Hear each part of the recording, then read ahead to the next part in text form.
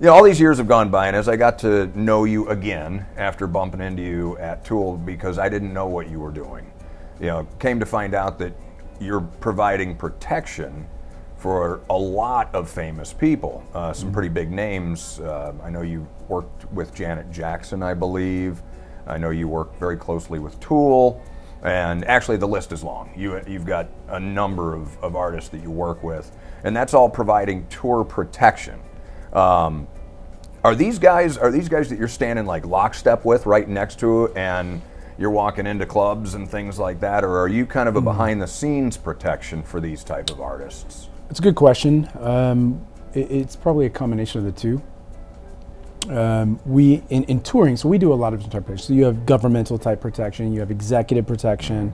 The part of the business that you're talking about that we do, 80+% of our business is entertainment based. So our entertainment's broken into films on location and then music tours. So specific to your question, music tours, we do three components. One is advanced site survey or advanced guy, right? What they call a venue guy, who goes and basically does all of the admin and logistics for security. So I would reach out to the local arena or stadium and say, hey, these are the things I need and want via email. Then I'd follow up with a phone call. Then on day of show, I'd do a walkthrough and basically set everything up for the artist. So you're controlling police, you're controlling medics, you're controlling what they sell, you're controlling when people come in and go out, you're controlling distances and spacing and a lot of the components or the variables in the equation for the show. Then there's another side, which is personal security, which is what you would call a bodyguard, right? So that's the guy that you're speaking to when you say walking in lockstep, coming with it. We do the personal component as well.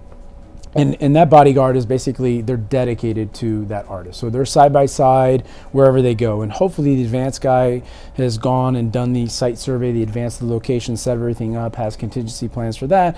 And then that allows the personal guy to bring the artist in without any concern for the environment.